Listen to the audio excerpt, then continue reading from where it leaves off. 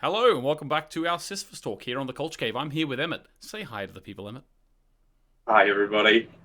Just a little, if we seem a little bit weird this episode, just want to let you know that where we live right now is the hottest heat we have on record, Yeah. and we're both melting. So if Yeah. we seem a little like weird, it's possibly because we're like overheated to Yeah, like well, the like we don't point know of. what's going on. My Australian blood is not doing me well. I'm not handling this heat whatsoever. Any Uh, listeners from hot countries, it's only like 28 degrees, but it's still come on. it's our places are not designed to deal with this heat. They're designed to keep heat in. They were not thought of in the context of what happens if it's too warm. And none of us have air conditioning. It's just it's a rough one.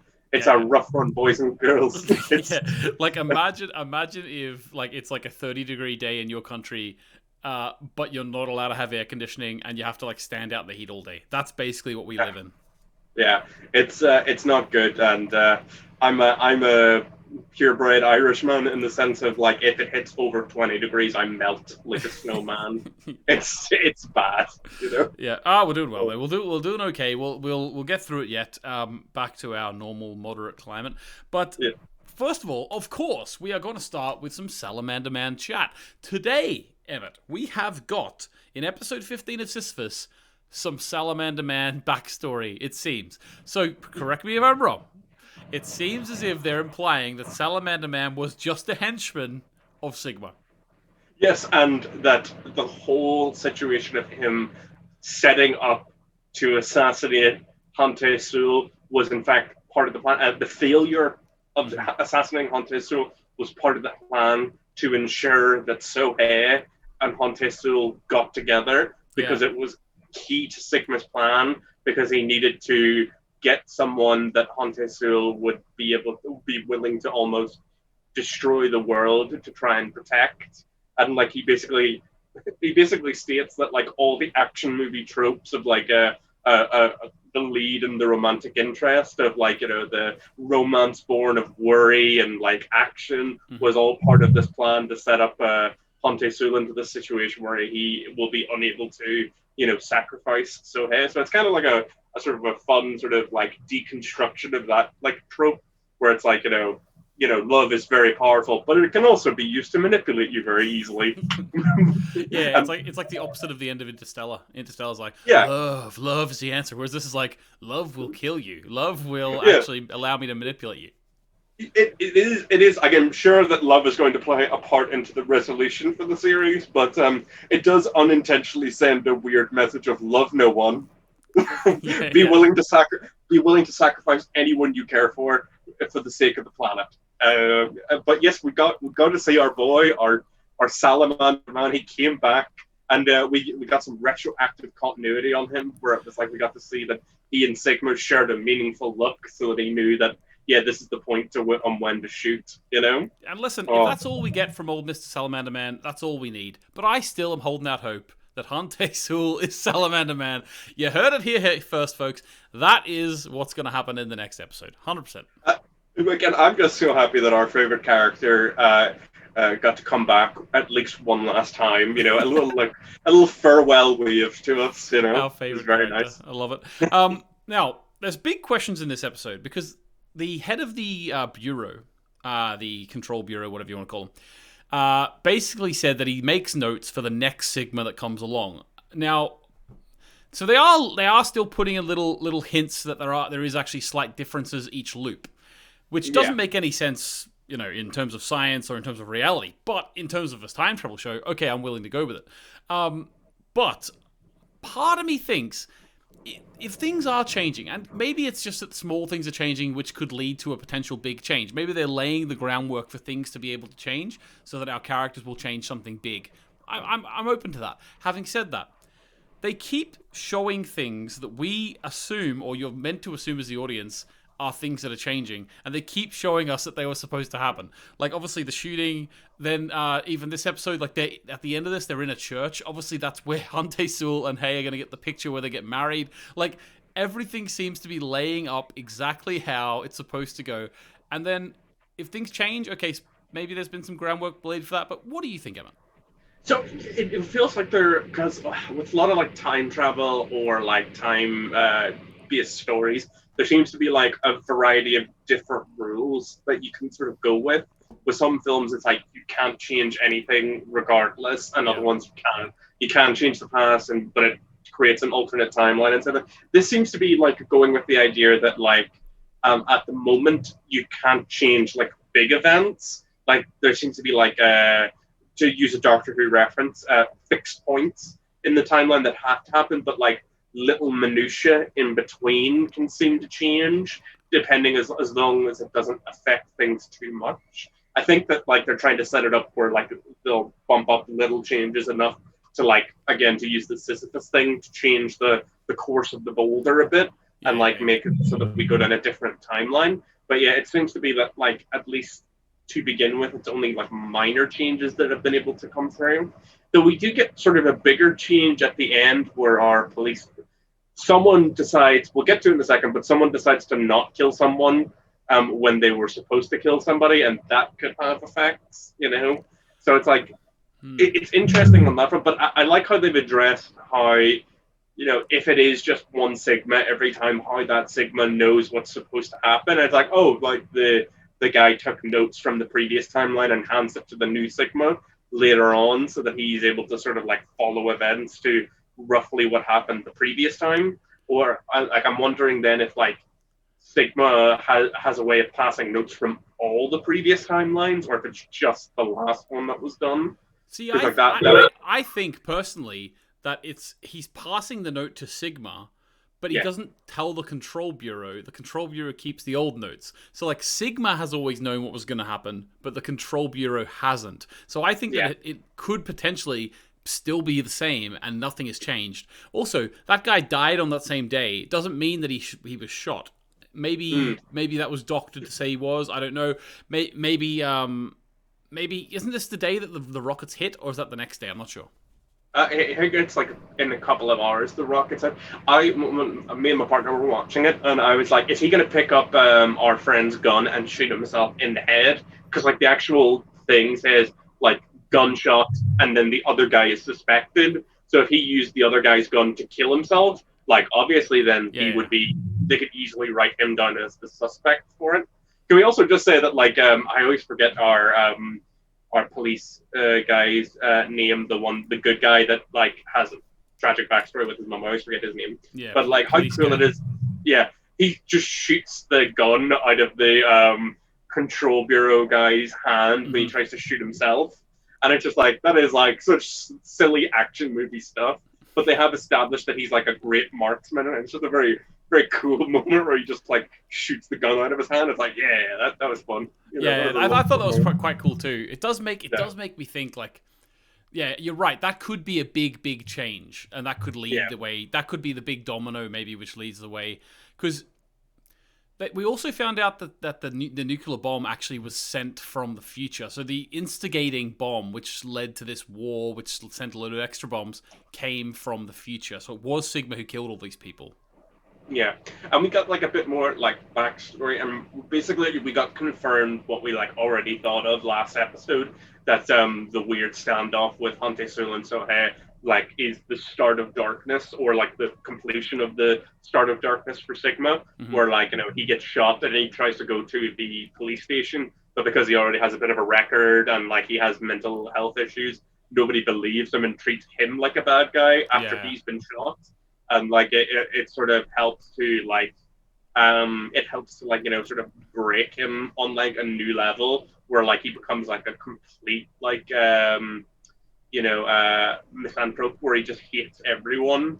And like we see then that like he goes back to attempt to kill himself again, but that's when like the bombs hit, and because he like concealed himself in this old place, he managed to survive. And to be fair, a very cool shot of him coming out and like all the destruction around him, and like the voiceover from Sigma being like, I realized the truth. It's like it wasn't me that needed to die. It was all of them. They were the ones that deserved to die. And you kind of like seen how that madness sort of spiraled out from all of this. So it was a very cool like completion of how Sigma became Hmm. who Sigma was, because we already seen that he had those sort of like antisocial slash aggressive tendencies as a kid, and he was abused, and Killed his from parents. killed his parents who were abusive, obviously. So that's a complicated situation. And then like obviously from the brief hints we got of like present day Sigma, we understand that his life has not gone anywhere, and he's a very resentful person that's built up a lot of like anger, and then just all this other stuff just like pushed him over the edge and made him into a full sociopath. Yes, Which but is I will say it's an interesting conversation to have, because the fact of the matter is, yes, that happened to him first, kind of, but if you view it as like a time is a loop and like the future and present and past are all happening simultaneously, they both did the same thing to each other. So yeah. I know that both of them were acting and doing that to each other based on the past actions of a version of one of the other ones. You know what I mean? Yeah. Well, it's sort of interesting because it's like Sigma sort of like low-key sets himself up to go through all this trauma to become the man that he becomes. You know what I mean? So it's like Sigma intentionally traumatizes his younger self to ensure that this version of Sigma exists, which is very like, it's a weird thought process where it's like, oh, that's interesting. He kind of becomes like the architect of his own pain, so that he can have this like new life where he gets to be the one that's like in control and causing people pain. And we also got to see that like Sigma, that I love that little moment, like it's like full on like a heist movie situation where like they like pull back and show that like one of the members of the heist was in the background the whole time, but like it's just Sigma where he was like secretly the janitor in a load of places, and he was always watching Hante Sul, which is very funny to me. Because like I understand why he's doing it, to be like weird and controlling, but it's also just very funny to think about like the idea that like because I'm sure that that it is a thing in Korea as well. A lot of people don't maybe are like nice to like people in like those sorts of like custodial jobs. They're just sort of funny to think about that the man who is going to destroy the world was just being the janitor in this office building, and people were probably being quite rude to him. And he's just like looking at them being like, yes, enjoy it now. Soon I'm going to drop a nuke on all of you, and then you'll see. It's like, Han, can you go to the bathroom? Someone really messed it up in there. And he's like, oh, God damn it. And he has to go back. But he just I think he does what we all do sometimes with coworkers that we don't like, where we picture them falling on their ass or being blown up in a nuclear explosion. Mostly the former, not much the latter. Yeah, like I just love the idea of he's cleaning the toilets and he's just like, you're gonna die. Although I don't think he was really gonna. I don't think at that point he was really cleaning the toilets. Although he did say, I'm sure he didn't. I'm sure he didn't. But I love the idea that just for like 10 years he's cleaning the toilets, like waiting for this moment. It's interesting to me because like. This is the thing, was it implying that this is Sigma as we know him was the janitor from the start?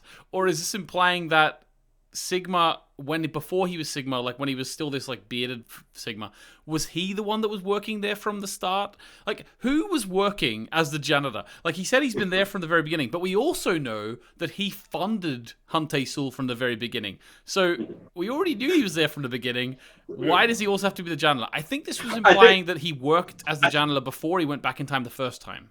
I think he went I think he did it after. I think he was just being creepy. Yeah. Like I think he went back in time, financed all this stuff, but like that wasn't enough for him. He didn't want to just watch it for afar. I think he just like low key wanted to like Sigma like low key might be gay for Hante Sul, and I don't mean that in a derogatory term. I mean that like he legitimately is so obsessed with Hante Sul. I think it borders on like a stalker like sort of situation, and like I don't think they'll ever address that, but just like the level of like he follows him constantly. He finances Hante Sul's dreams, and like it all has obviously the end goal of the apocalypse and like causing him pain, but like it also kind of gives it like weird Stalker X vibes to the whole situation, and like the fact that he paints Hante Sul's face and he rants about like there's a lot of homoerotic. It's like a scorned lover. It's like a scorned lover.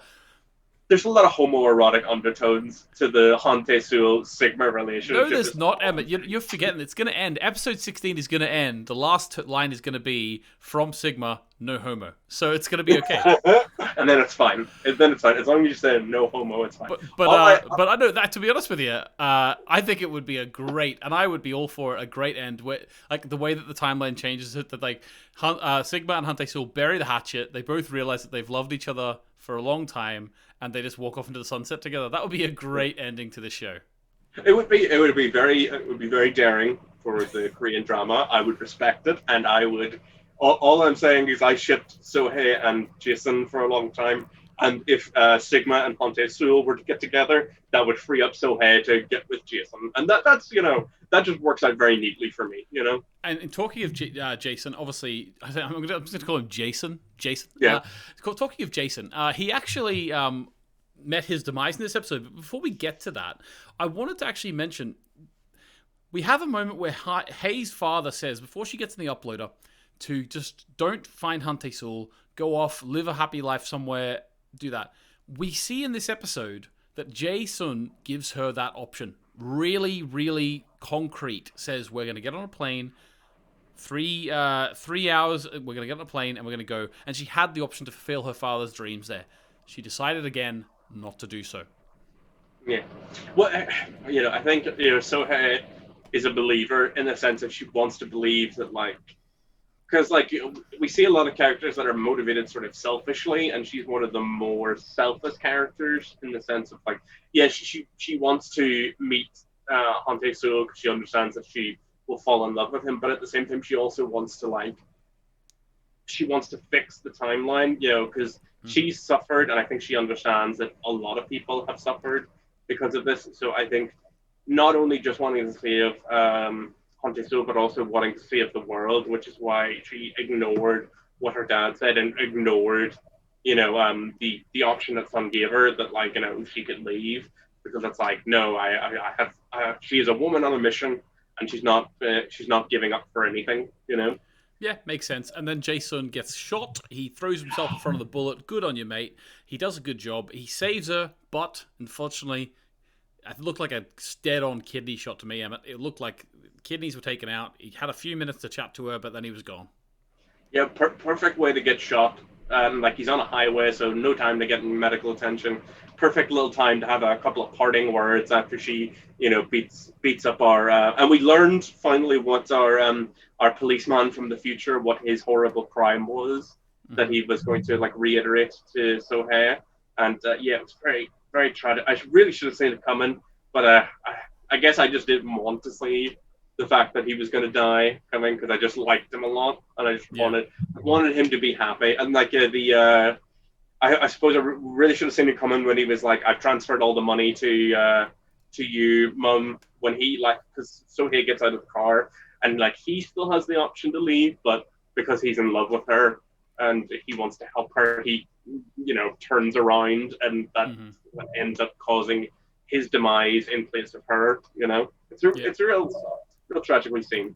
It is, and it's a shame that character had to go. Like, I was willing him to get on that plane and go with his family, but it was not to be. We all maybe we should have seen that tragic end coming. It did come. Right, there's one little thing I want to mention before we get on to the church scene at the end, and that was the little scene with Eddie Kim and Agnes. Well, that's a bad relationship on both sides. Yeah. That's the show, like, Hante Sul is the main character, but, like, they do find a way of sucking his dick even in scenes that he's not in. And, like, this scene had a lot of that, where, like, it's established that, like, Eddie Kim has always envied Hante Sul to, like, the point where, like, it's defined his life so much, and that's why Agnes can't be with him, because it's like he's constantly, like, obsessed with, again, somewhat homoerotic in the sense of the reason that this relationship can't work is because you're obsessed with this man. Yeah.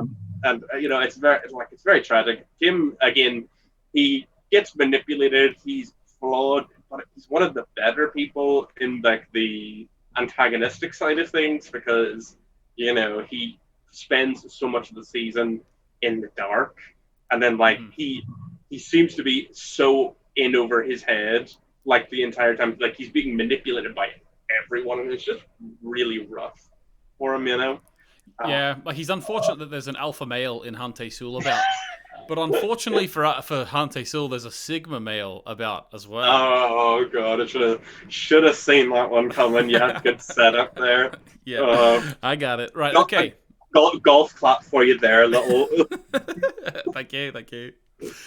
So basically, I've got a prediction, and I'm pretty sure it's going to come true. Hay is going to be in a wedding dress next episode, and they're going to get married in the church. 100%. They're ending in the church. That's probably where the photo is going to be taken. What do you think? Yeah, I think that if they're not in a wedding dress, they're going to get married in some way. Like it's gonna happen at least very similar to what happened beforehand. With like the next episode preview, there's a lot of like Hante Sul saying for Sohei to trust him. So like I don't know exactly what's going to happen there. I would love if Hante Sul properly had a plan this whole time. I would love that.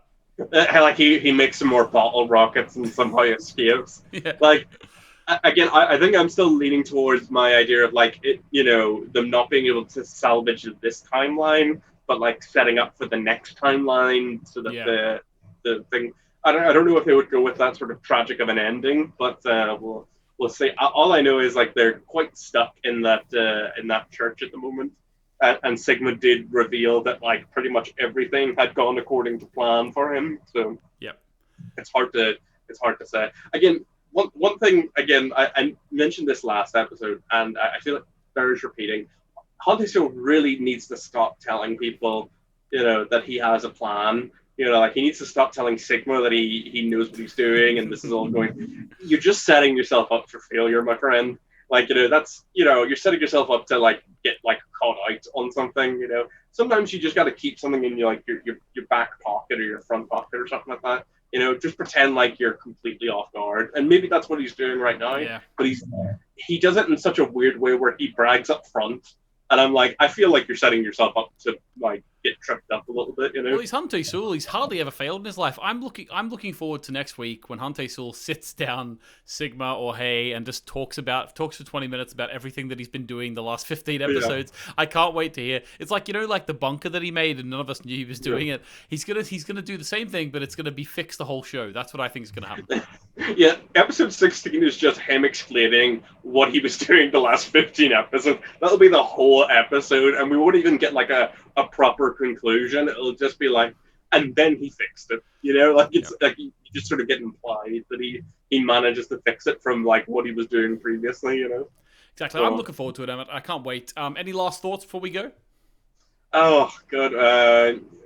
Rest in peace, son. You were too good for this impure world. At least you don't have to deal with like a nuclear fallout. That's pretty good, Also, I'm pretty sure because he's dead now, his family are going to be safe. I don't think like Sigma's going to go and kill his family. So there is that as well. It'd be real petty. But then again, Sigma's a real petty man. But at the same time, it wouldn't have the same effect. I think they're safe. I'll agree with you. I think they're safe. I think they're safe too. All right, Emmett, thanks very much. I can't wait to finish the show, see how it gets on.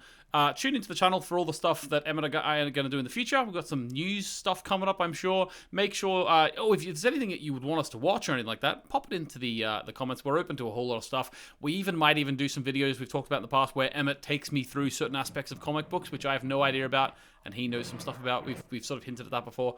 So plenty going on. So thanks very much for tuning in, and we'll see you next time. Goodbye.